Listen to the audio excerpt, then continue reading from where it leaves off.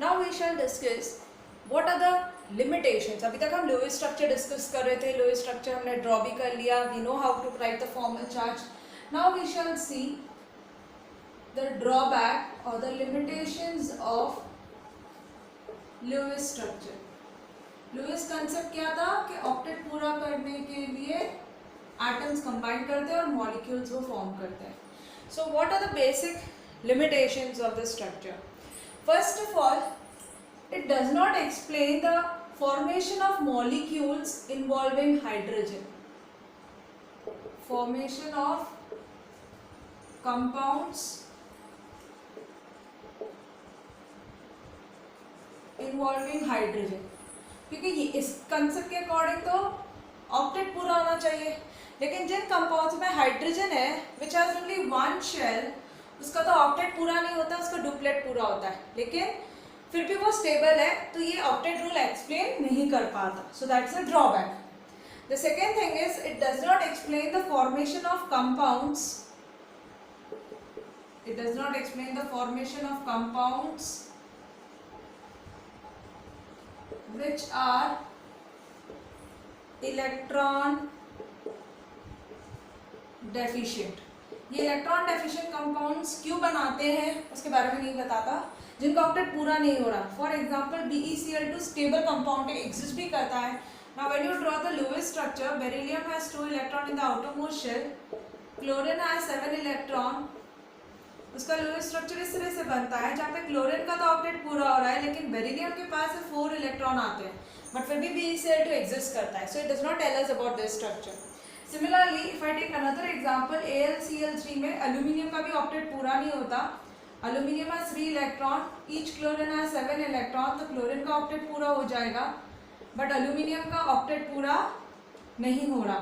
So it is an electron deficient compound, जिसमें aluminium के पास सिर्फ कितने इलेक्ट्रॉन आए? 6 इलेक्ट्रॉन आए शेयरिंग से। सो it does not explain the formation of such compound, why do these compound exist and what is the reason for the stability. So this is a limitation कि इन compounds को explain नहीं कर सकता. Then the limitation comes in certain compounds which have more than 8 electron in the valence shell. That is formation of compounds like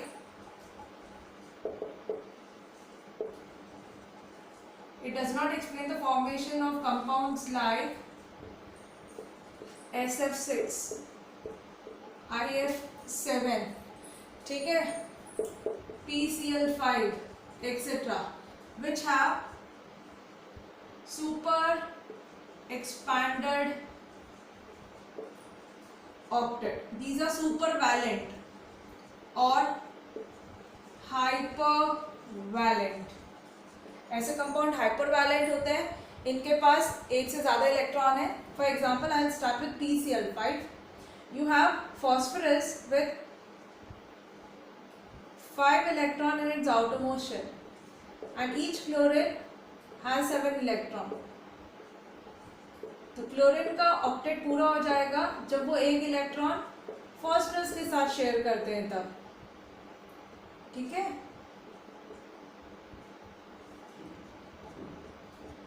so chlorine का तो octet पूरा हो रहा है,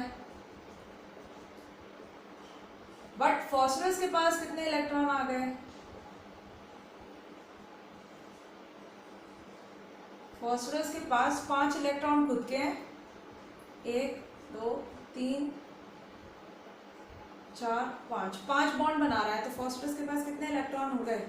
10 electron. So why does it exist? Octet ही तो पूरा होना चाहिए, तो around phosphorus it has 10 electron. Similarly SF6 में एक इलेक्ट्रॉन तो बॉन्ड बनाने में काम आ गया। सल्फर के पास 6 इलेक्ट्रॉन होते हैं आउटरमोस्ट शेल में, फ्लोरीन के पास होते हैं 7, एक इलेक्ट्रॉन फ्लोरीन का यूज हो रहा है कोवेलेंट बॉन्ड बनाने के लिए, बाकी के 6 इलेक्ट्रॉन फ्लोरीन में एज इट इज रहता है एज लोन पेयर। तो सल्फर के सराउंडिंग में कितने इलेक्ट्रॉन आ गए? It's 12 electron. तो इसका ऑक्टेट 8 में होना चाहिए था कंप्लीट, बट इस सल्फर के सराउंडिंग में कितने इलेक्ट्रॉन आ रहे हैं? 12 electron. So it is hypovalent. So why these compound exist? तो ये लोएस्ट स्ट्रक्चर एक्सप्लेन नहीं करता। दीज आर हाइपोवैलेंट और एक्सपैंडेड ऑक्टेट कंपाउंड्स, जिनका ऑक्टेट एक्सपैंड हो चुका गया है 8 से ज़्यादा है, तो उसकी स्टेबिलिटी कैसे है ये नहीं डिफाइन करता. Then it does not explain the formation of compounds of noble gas. कुछ नोबल गैसेस कंपाउंड्स बनाते हैं, तो नोबल गैस क्यों बनाते हैं? ऑलरेडी इनका तो ऑक्टेट पूरा होता है, तो ये कंपाउंड क्यों बनाते हैं? लाइक HCF2, HCF4 ये एग्जिस्ट करते हैं, तो ये नोबल गैस है, तो ऑलरेडी इनका ऑक्टेट पूरा है, तो ये क्यों कंपाउंड बनाते हैं? इनको नहीं बनाना चाहिए था कंपाउंड, बट ये एक्चुअली बनाते हैं. तो लेवल स्ट्रक्चर इस चीज को भी एक्सप्लेन नहीं करता. Then it does not explain the formation of compounds having odd number of electrons. Odd electron जिनके पास होते हैं बैलेंस इलेक्ट्रॉन को सम करके, तो वो किस तरह से एग्जिस्ट करेंगे उसके बारे में नहीं बताते. ऑड इलेक्ट्रॉन स्पीशीज के बारे में कि एक्सप्लेन नहीं करता. For example NO, N has 5 electron in the outer motion and oxygen 6. तो 11 इलेक्ट्रॉन को कैसे आप सराउंड करोगे? एक electron you will have 1 2 3 4 5, oxygen 1 2 3 4 5 6. तो एक और इलेक्ट्रॉन रह गया है, तो ये कैसे एग्जिस्ट करेगा? ऐसे कंपाउंड्स क्यों एग्जिस्ट करते हैं? है तो सही, but why? What is the reason? How do they exist? Octet तो पूरा नहीं हो रहा. तो ऑड इलेक्ट्रॉन स्पीशीज का भी एक्सप्लेनेशन नहीं देता. They have odd pair of electron, odd number of electron. So Lewis structure के लिमिटेशंस है ये, जिसकी वजह से फेल हो जाता है. इवन लुईस स्ट्रक्चर शेप के बारे में नहीं बताता, मॉलिक्यूल की शेप क्या है, ठीक है, वो किस ज्योमेट्रिकल है, बॉन्ड एंगल क्या है, बॉन्ड डिस्टेंस क्या है. So that drawbacks of Lewis concept. So these are the basic drawbacks of Lewis concept.